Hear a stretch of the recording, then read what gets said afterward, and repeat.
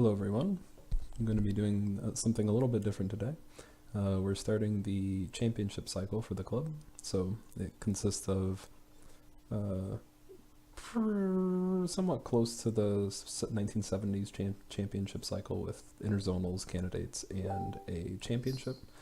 So we're starting round one of the interzonals, which is a 7-round Swiss. I'll post an explanation in the comments.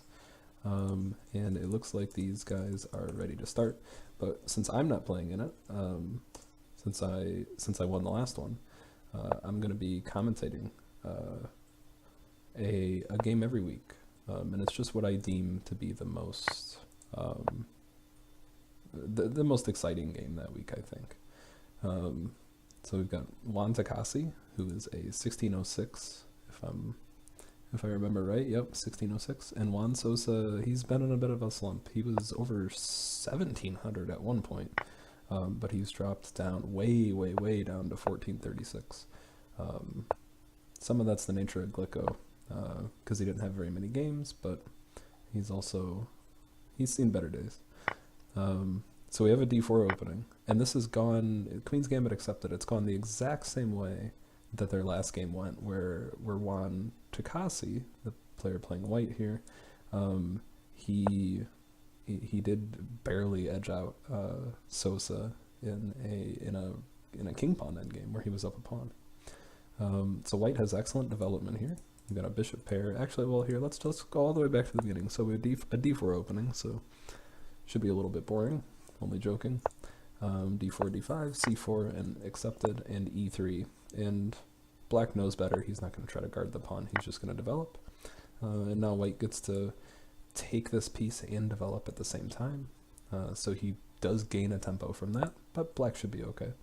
E6, looking to blunt the force of that and open up the dark squared bishop. And now we're just bringing pieces out and developing. And it looks like black is, he knows that white has superior development, so he should maybe try to castle here and just be happy with this. I don't think he should be trading off his only developed pieces, but he does get castling in, and it seems a little bit strange to be trading off the good bishop here. So I'm not really sure why he went for that. He can totally just leave this here as it is and just castle, and he's fine, and he can keep his bishop. And I would maybe even prefer the bishop to be on e7, but that's just me. So bishop takes, and castles. And I think white should look to, after he castles, he's going to probably want an open game to support this bishop pair. This is a nice idea, though. This bishop is probably dead. It doesn't really have anywhere it can go, so this is helpful. And I would maybe even, after this, castles. Yeah, I would maybe even go for this knight e4 right away, just to ensure that that bishop isn't going anywhere. But really what he's done is he hasn't taken the bishop yet, but if he does take it, he will have gotten rid of his good dark squared bishop, because the pawns are on light squares, for white's bad dark squared bishop, because his pawns are on dark squares. So I still think white has a slight edge here. And now black's went and obstructed his c-pawn, which is something you don't typically want to do in d4 games. You want the c-pawn on c6, controlling d5, and usually this knight goes here, and the bishop will develop elsewhere, usually b6 and bishop b7. But yeah, we do have something quite a bit different here. And I'm not really sure, this knight's prospects just don't look very good. It's just much better on here, on this square where it can, where it can go here and then maybe to d5. It's a little awkward here. I mean, it can go to e7 and d5, but we have to wait and see if he sees that idea. So rook c1, and I like white's development so much better. Everything just seems to be flowing much easier for white. So since white has a development lead, black is going in for a trade. This is helpful, and I don't think he's missing anything tactically, nothing that I can see. So this is definitely the right approach.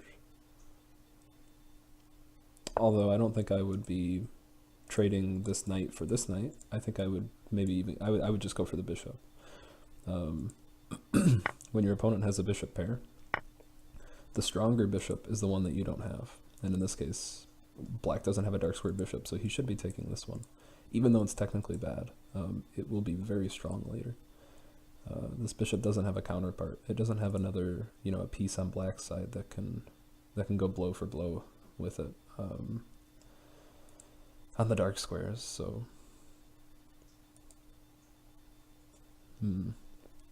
so we have knight takes and queen takes, and white's still with a development lead. And now he's got an even tougher question. He's got to figure out where this light square bishop goes. And it's looking like it probably just needs to go to d7 and maybe queen to e7. Alternatively, he could go for maybe something like knight here, planning c6. Could be an option. Maybe knight here. He could be running into bishop b4 stuff, but he can just dodge it with rook there. And maybe he's okay. He still needs to watch his queen side. I think this, or his king side. I think this knight really belongs on the king side. These two bishops and this queen could wreak some havoc if he's not careful. And I mean Juan, well they're both Juan, so Takahassi's playing like he's definitely done this before. Very very comfortable with this position, not using hardly any time at all. And he could dodge this. He could go here and throw a punch at that. And then he's also threatening d5. That could be interesting. Nice pun. Okay. I was like, I'm not streaming, am I? I didn't even make a pun. But yeah, when I did type, I did. Yeah, I like queen g3 here, though. Throwing a punch at that and then threatening this. And it can be dodged, right? With just queen e7. Okay, but he doesn't go for this. Doubles the pawns, and I can only imagine that this is probably better for black, even though white's still better in this position. I mean, without a doubt, white's still better, but the trade definitely benefits black. He doesn't have to worry really about getting attacked now. This is a nice move, I think. Yeah, I'm pretty happy about this move. Ooh, that's an even nicer move. Yeah, that move's real good. Of course, white's expecting a capture here, and then a capture there, and then his bishop is really just unopposed. And you can look at it like, okay, white traded off his healthy pawn for a doubled pawn, but man, having the bishop on f6 would be really good. The knight goes here, though. This is a nice find, but I think bishop takes and then rook takes c7. Let's see if he went for that. He went for this d6 first, right? Bishop takes e6, and now he's got a hanging pawn here. But this pawn's also hanging, and then this pawn's hanging. So I think this still just barely benefits white. And just like in their last game, it looks like Takahassi, he's going to be up a pawn. And it could go to an endgame where he just barely wins by a pawn. It's starting to look like that. Objectively, of course, I think this is totally drawn. Probably just rook b8. Just to keep on trading pawns. When you're losing in this position in an endgame, and black is losing by a pawn, you want to trade as many pawns as possible. It's much easier to have a 5-on-4 as the attacking side than it is to have a 1 versus 0. If it's a 1 versus 0 in this situation, black could probably, worst case scenario, sack the bishop for the pawn. And I don't think 2 rooks and a bishop beats 2 rooks. Just, just lone kings, no pawns. I think that's a very difficult endgame to win. Maybe it does. Definitely never an endgame that I've gotten. So he does go for this, and this is excellent. And I think if he plays carefully, he'll for sure hold the draw here. But we'll see. I'm not sure what white should be doing. Maybe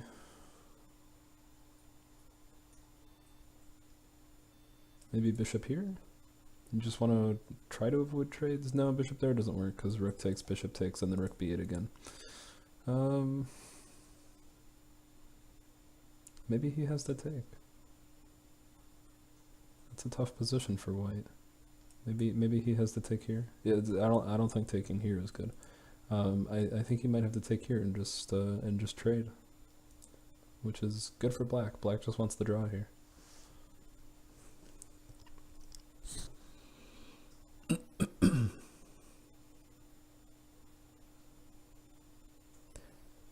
There could be a funny variation after rook takes. Rook c1, f5, trying to get something started. That just loses to rook takes a2 and then bishop c4 check. But who knows what's going to happen here. Black does have to be careful about pushing this f pawn ever, though. So he does go for what I think is the right move here. Not that I know anything. Okay, I think I would have gone rook c1, just to maybe even just let him hang himself. He's just going to move the bishop, and then black's going to be totally fine. I might have gone rook c1 and, just to wait and see if he does this. After rook c1, what is black's move? I'm not totally convinced that he has anything.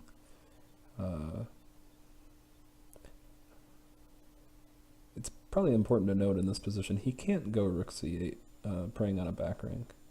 After rook takes, rook c1, white's going to embarrass him with bishop f1. So probably he just has to move the bishop here. Or do that, put bishop takes h2 check, and then scoop this.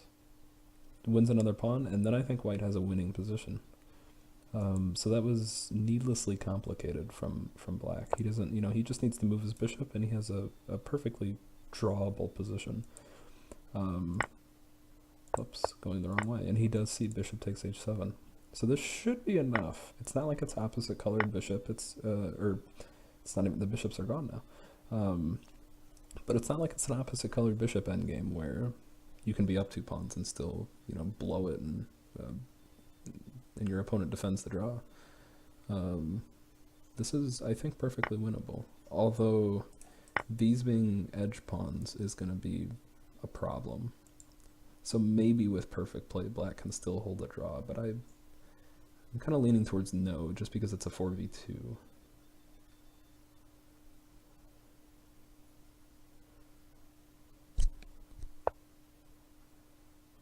Okay. Just creating Luft. He just wants to bring his king into the game. Both sides do. This is nice. He has this whole rank to himself. I'm not really sure what to make of this. Rook endgames are so drawish. Anything either side does, it has to be extremely slow and very calculated. And I don't know if my previous point stands here. Maybe it does. I don't know if black wants to trade off pawns. Maybe if he can somehow force maybe go for this push. Does he have enough? Takes. Yeah, he can go for this push. And then white's going to be left with an F and an H pawn if all the captures go through. So he can do that and be fine. Although I don't think white would capture twice on here.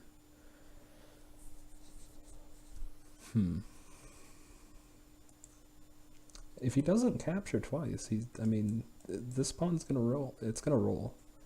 So he does need to be a little bit careful here. Maybe black holds a draw, I'm not sure. And I was just gonna say, but maybe white just fights back here and just plays this. And he should probably take that way. I don't really know. I think he wants to take that way. I can't imagine doing anything different. This just looks awful. So yeah, he probably should capture there. I wonder though, what if here? Rook check? Yeah, probably not that.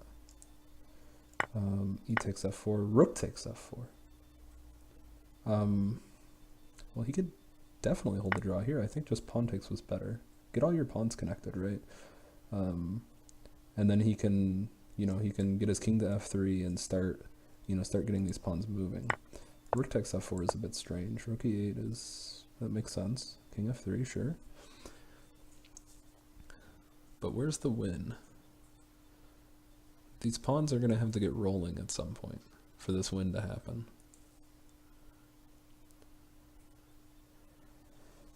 Unfortunately, it's not at all clear. Now it's much more clear.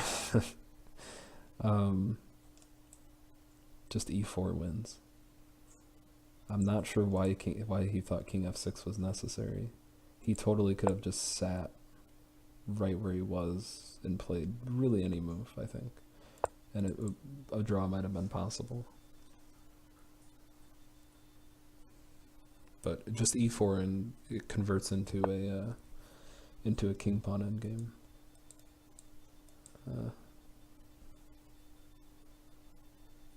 H4. I'm not sure why he passed this up. Maybe he didn't see it.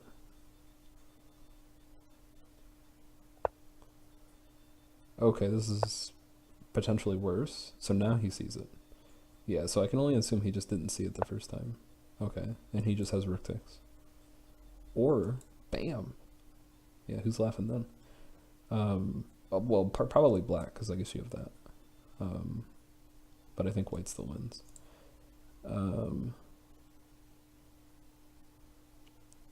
Yeah, just rook takes f5 is the clearest. And then rook takes and pawn takes and king takes, and these two pawns win. King pawn endings are extremely simple.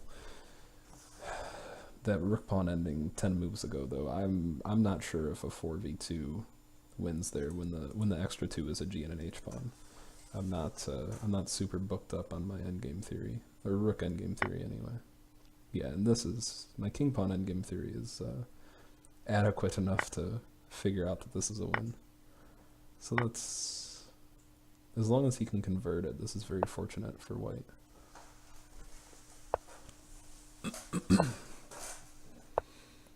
This is all pretty straightforward. Just going to use his king.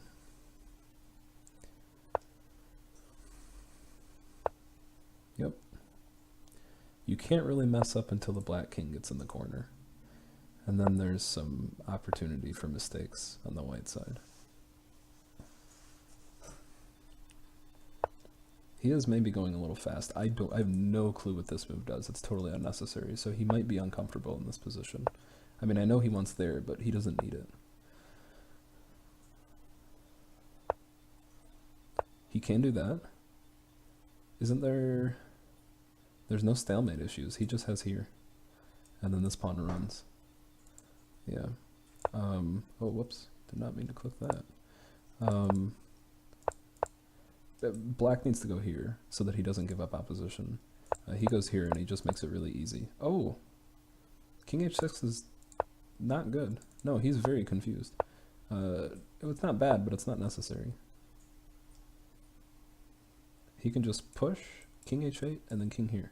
King takes, and then that pawn runs. There's 100 ways to do this. He can do that too, and he still wins. But he has to figure out the right way to go about this. Study your king pawn endings, kids.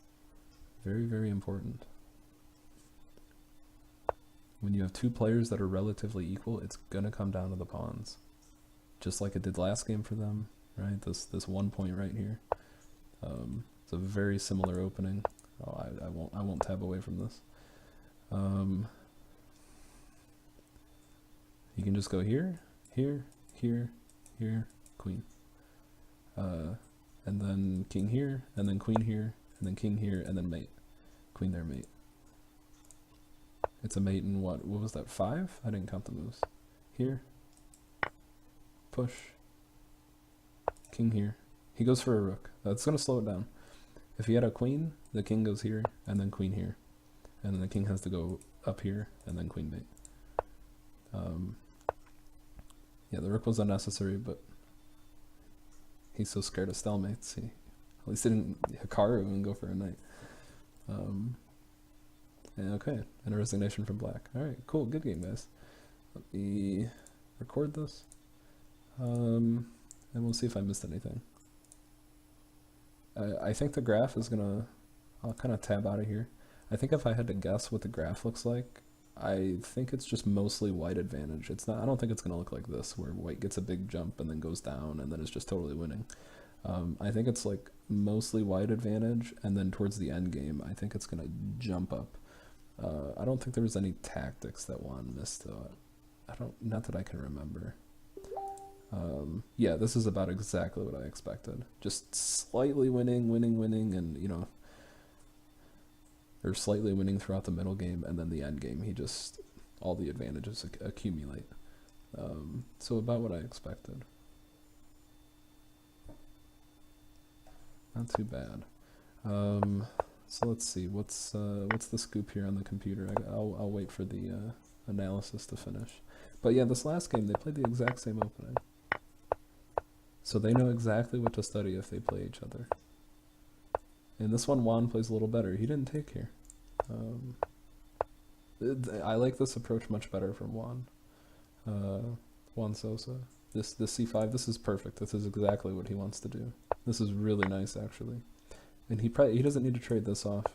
He can trade this off and then just be fine.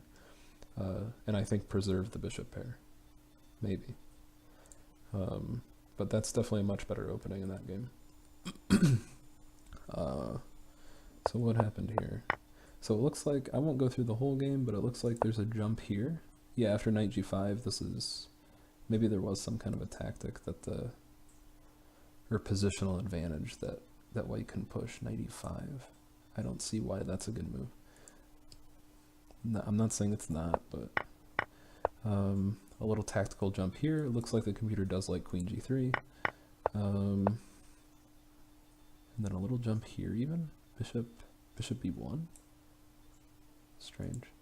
But where's our next jump? Rook a1, and then it was here, right? So that's, I mean, that's where I think he blows the advantage. I'm not really sure. I think this is just dead drawn. The computer says 0.9 because of the pawn missing. But I think black can hold this. And then, again, the computer is not incredibly helpful in this position. Because they say all kinds of positions with, you know, 2.5 pawns are, all kinds of positions like this are winning. You know, they give this evaluation, but it's dead drawn. So it's hard to really say. But okay, that's a pretty good game from these two. Close most of the time, and then a nice instructional end game to finish. So yeah, so the pairings are here. I'm not playing in this tournament again. I'll play whoever wins everything at the end. But we do have a Blitz tournament coming up, so I'll have Blitz videos coming out hopefully every couple days, I think. And I'll look to do the next one. We still have, I think, half of the round to complete, so I'll look to commentate on another game in about a week. I'll pick what I think is the best game. All right. Thank you all for watching, and I'll see you later. Bye.